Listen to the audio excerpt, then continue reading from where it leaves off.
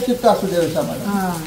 तुम्ही जे पैसे मागे लागला ना तर तुम्हाला विकार आला, अभिलाषा आली, सगळं आलं, वेगळं आलं, त्याला ते वेगळेच रूप येते. मग ती मला मिळालं नाही, मग चिंता करत बसणार. पुन्हा बापू म्हणणार असं झालं पाहिजे. बापून मला काय होत असं, तुमची गाडी घ्यायची, ती गाडी घ्यायची आणि मला तुम्ही गाडीत घालायचं ना, आपण त्या गावाला जाऊ, त्या गावाला 4 पैसे मिळतील. पैसे मिळवण्याचं हे वय नाही आता माझं. थांब आहे बापूला सांगितलं, बापू तुम्ही आम्हाला हव्या, तुमची तब्येत कशी चांगली राहील. पैसे मी मला म्हटलं 42,000 पगार येतो पेन्शन येत्या, तिथे किती जाऊ दे म्हटलं, त्याचा विषय नाही. तुमची तब्येत म्हणतो.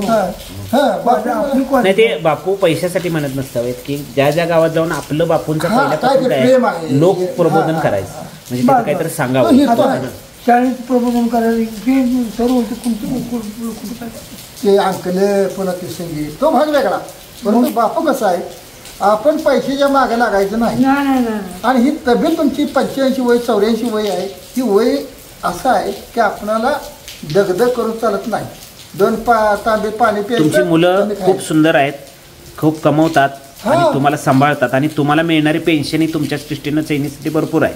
भरपूर आहे. आज 5,000 रुपये आता पेन्शन झाली लोककलावंतांना.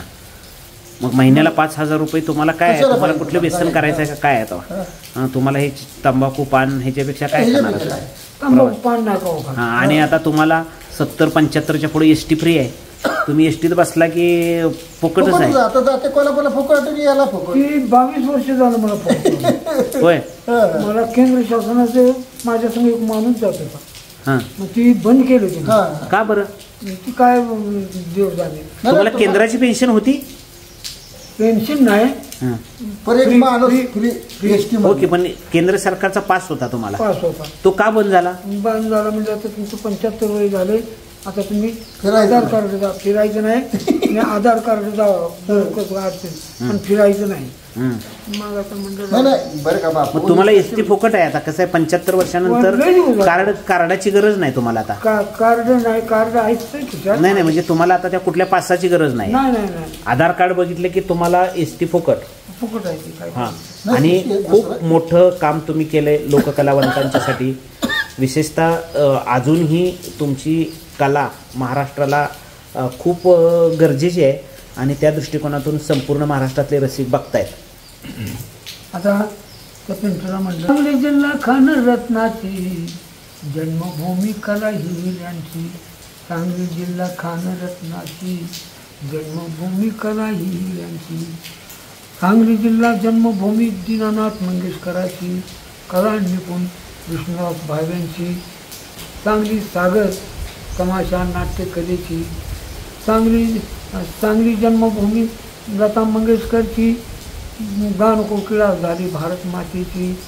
भूमी हृदयनाथ मंगेशकराची. सिनेमा संगीत बाळ परसुड्यांची. ठाणे भूमी बालगंधर्वाची.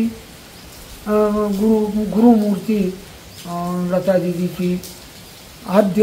देशात आद्य नाट्यकाराची. पुण्यात मूर्ती बालगंधर्व नाट्यगृहाची. असं लिहिली. ते सांगलीची ही लावणी आपण घ्यायचीच आहे आणि महाराष्ट्रातल्या रसिकांच्या पर्यंत पोहोचवायचीच आहे आपल्याला. हां हां हां, ती सगळं लिहिली. आता शिवासंभा सोडला नाही. कोल्हापूर भूमी शिवासंभाची. सुपुत्र शामराव भीमरावची. विनोद जोरगोळी काळूची. प्रख्यात प्रसिद्धी सांगली कोल्हापूरची. अण्णाभाऊ साठेंचं घेतलंय तुम्ही? अण्णाभाऊ घेतली. शाहिरी परंपरा घेतली. शाहिरी परंपरा अण्णाभाऊ साठेचं चरण अगोदरच आहे. वाटेगाव भूमी अण्णाभाऊ साठ्यांची. कमी शाळा लेखणी तमाशा साहित्याची. माकडीचा माळ फकीरा कादंबरीची. बापू, हे सगळं तुम्ही करताय आणि विशेषतः हे सगळं आता तुम्ही गेली कित्येक दिवस झालं आम्हाला व्हिडिओ देताय, माहिती देताय, लोकांच्यापर्यंत नेताय. पण तरी पण सांगलीची लावणी आता आपण संगीतमय ती लोकांच्यापर्यंत पोचवायची आहे. पण ही सगळी लावणी का करावीशी वाटली हो? जी माझ्या हिरच जन्माला आले सांगली जिल्ह्यात. हां, ही 92 ओळीची लावणी आहे. हो, म्हणजे शाहीर आणि तमाशा कलावंत चित्र आहेच, पण साहित्यिकांची पण गदी माडगुळकर, त्यानंतर व्यंकटेश माडगुळकर, शंकरराव खरात, ही पण मोठी परंपरा आहे. बाबा भोसले, किती मोठी परंपरा आहे. आता सांगली जिल्हा जन्मभूमी शाहिरांची कला कुशल शाहीर भुजगावकरांची, अंकलखोप शाहीर सूर्यवंशाची, सांगली देवानंद माळी शाहिरांची, त्यांच्या मुलग्याचं नाव घातलेलं. हां, पृथ्वीराज. तर खूप बापू हे सगळं तुम्ही करत राहिलाय. अजून सुद्धा 84-85 वयात सुद्धा तुम्ही लिहिताय. त्यानंतर लावणी आता लिहिली, सतत लिहिताय. फक्त आता तुमच्या डोळ्यामुळं आता मोसम आला की माझ्या हातातला पेन मला चालवता येत नाही, एक वेळा दिसतच नाही. हो. मग आता लावणी खरी पुरी केली आम्ही दोघांनी, होय काय? जेवायला सुद्धा उठलो नाही. बरं हे सगळं तुम्ही लिहिली लावणी, हे सगळं लिहिलं, कित्येक वर्ष तुम्ही कागदानं लिहित होता, सगळं आहे. मग शाळेत ज्यावेळेला तुम्ही गेला त्यावेळेला पहिल्यांदा लिहिलं, तुम्ही काहीतरी मागं सांगत होता. तुम्हाला सांगतो, वयाच्या 12व्या वर्षी मला शाळेत घातलं. अकाराम गुरुजींनी 1 मे 1941 माझी जन्मतारीख होती. त्यांनी शाळेत जन्मतारीख बदलून घातली. 47 मे घातला, 1947 यांनी शाळेत घातली. मग सगळ्यापेक्षा मोठाची शाळेत आपली बारकी लाज वाटायची. बघायचं ते अपदाता म्हणत होते. म्हणजे तुम्ही आता माझ्या शाळेतलं आता ते टिकतोय सगळ्यात मोठा दांडगत हो. म्हणजे 41 साली तुमचा जन्म आणि तुम्ही 47 साली 7 वर्षानं गेला शाळेत. नाही, शाळेत घातलं मला सांगतो 52 साली. हां, मग जवळजवळ 10-11 वर्षानं घातलं शाळेत. 12 वर्षांनी. हां, मग ते झालं. मग विष्णू कुंभार तेवढा माझ्या जोडीचा म्हटलं तुझ्यासाठी नापास हो कर म्हटलं, म्हणजे आपण दोघं जवळ. तू पास होतोस का म्हटलं, मी नापास हो. विष्णू कुंभार म्हणलं काय तर पुढची मी पास होत घ्यायचं, मी नापास होऊन तिथे थांबू. आता विनोद आमचा. मग ते हे सगळं सेनापती नाथा शेंडगे त्यावेळेला बाबूराव काकांच्या समोर फिरत आता 6वीत नेलं ते बघणार ते. आणि पुढची माझी जी अक्षर माहिती मोठं अक्षर आहे. बापू, तुमचं अक्षर तर सुंदर आहेच, विचार तर सुंदर आहेत, त्याहीपेक्षा तुमचा प्रगल्भता त्या सगळ्या रचनेत, विचारात दिसते तुमची. हे सगळं खरं आहे. पण तुम्ही पहिल्यांदा शाळेत ज्यावेळेला गेला पहिली, त्यावेळेला ती गाणी गुणगुणत होता आणि पहिल्यांदा ती रचना कुठल्या साली केली म्हटलं, कुठल्या वर्गात? ती 3री-4थीला शाळेचं कलापत्र. मग शंकर मास्तरनं दारूबंदीचं नाटक बसली, त्यात मला दिली दारूची भूमिका, ती केली. पण आता एक कलापथक आहे, मग ती कलापथकाची गाते सगळेच नाही जाण.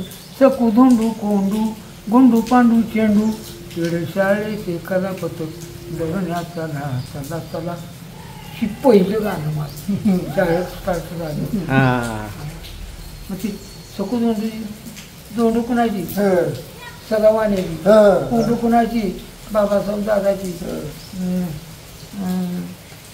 सकू कुणाची, मधल्या वाड्याची, अशा पुरी.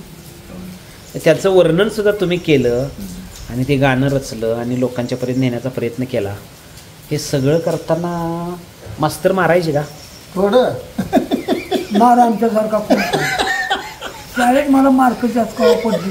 7वी सेंटरला कसं 61% पडली, देव जाणे त्या देवानं काय केलं असेल. मग 7वीला शाळा मास्तरची नोकरी लागत होती. किती साली झाला 7वी? 58 साली. 58, 59, 60ला म्हणा. 58 साली परीक्षा दिली खानापूरला. मग तिथनं पुढं अरे एवढी मार्क यायला कशी अहो 40 पोरातली 19 पोरं पास झाली आणि ती 20 नापास झाली.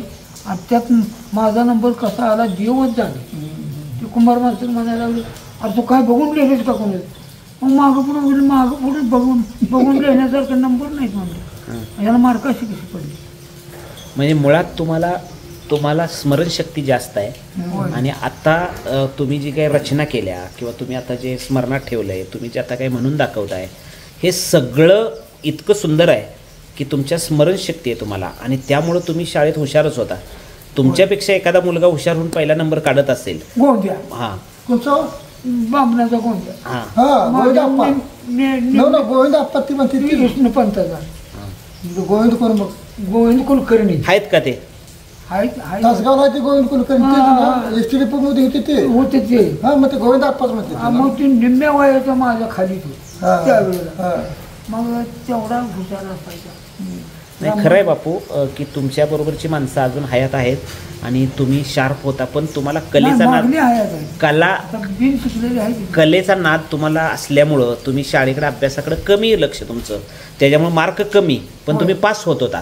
होय. हां आणि लोकांच्यापर्यंत जात होता आणि त्या काळात सुद्धा तुम्ही ती गाणी म्हणत होता किंवा रचना करत होता किंवा पोगाडत होता. गावाला कसं वाटायचं गावातल्या माणसाने? गावात माणसाचं असं विठुबाई देवळात भजन असेल माणसं यायची पाहिजे ना. अरे रामा आहे का रामा भाटाचा रामा आहे का हाही म्हणते की माणसं जमली बा हां भजन ऐकायला. कारण भजनिकच मी एक नंबर जाऊ पुरं बाळपणापासून. तर दुसरीला गेलो मला शिक्षण दिलं 1 रुपया फी हरिभाऊ कुंभाराची 1 रुपया फी पेंटिकार भजनातले गुरु कोण तुमचे? हरिभाऊ कुंभार हां. पेपरला नाही की माझ्या हां पेपरला मी बातम्या दिलेल्या आहेत का हो त्यात माझ्या तो गुरुचं नाव. म्हणजे तुम्ही शाळेत जाता जाता भजन पण म्हणत होता संगीत भजन 3 म्हणत वर्ष होता. भजन शिकलो. हां आणि त्यानंतर मग तमाशाकडे गेला तुम्ही मग कारण त्यानंतर तमाशाकडे मी 7वी झाल्यावर तमाशाकडे गेलो. कारण काय? कारण मला ती आवडणार नोकरी म्हटलं की बा म्हणायचं आता शाळा मास्तर होईल पर आता काहीतरी घर सुधरल त्यामुळे ती घरात चालायचं. हं. मग म्हातारी म्हणायची आता त्याच्या मनानं अजून शाळा शिकू दे की का लगेच शाळेतनं काढून नोकरी लावताय. म्हणजे हे सगळं ऐकत होतो मी. हं. पण शाळेत असताना धर्मशाळेवर अभ्यास करायला ढोल वाजला म्हटलं का नाही त्या मांगोड्यात गेलो बघा. मग तिथं तमाशा होता त्यावेळेला. आता माझ्या आमच्या हां आणि तुमचा गावातला शिवा मैलू शंकर शिवा मैलू शंकर साठे यांचा तमाशा होता. होय. हां म्हणजे तो जवळजवळ बाबाजी साठे नंतरच्या काही वर्ष पिढ्यातला तमाशा होता आणि तिकडं तुमचं ओढ एकंदरीत असायची आणि तिकडे गेला तुम्ही. वडील पण थोडे कलावंत होते ना अगोदर तुमचे? वडील आमचा कलावंत म्हणजे काय तमाशात काम केलं तर? आणि तमाशा स्वतःच काढला. हां सुरते बंडू गुरु हां तुम्हाला सांगतो सोंगाड्या कोंडीबा लावा नो नो ती चंद्रशेखरची वडील ते सोंगाडे होते सोंगाड्या आमच्या म्हाताऱ्या बरोबर डोळे दाखवत होता ती आणि बाळको गोंधळून पाहिजे किसन गोंधळी होतो इथं आपल्या ती नाचे दोघी देखणच ते गोंधळी बाळको मध्ये मी आणि बघितलं. कोंडीबा गोंधळी जगाचा बा हा, पेटी वाजते. हा. म्हणजे त्याचा तमाशा त्यांची भांडणं लागल्यावर गावाला जामलीने पिटवून दिले गावामधले पैसे खूप सुंदर बापू म्हणजे तुम्ही ह्या गावातल्या गमती जमती सुद्धा सांगायला लागलाय आणि खरोखर म्हणजे तुमची कला तर मोठी आहे पण तुम्ही लहानपणी सुद्धा अनेक लोकांच्यात मित्रांच्यात कसं बागडला शाळेत कसं शिकला त्यानंतर कसं तुम्ही तमाशात गेला.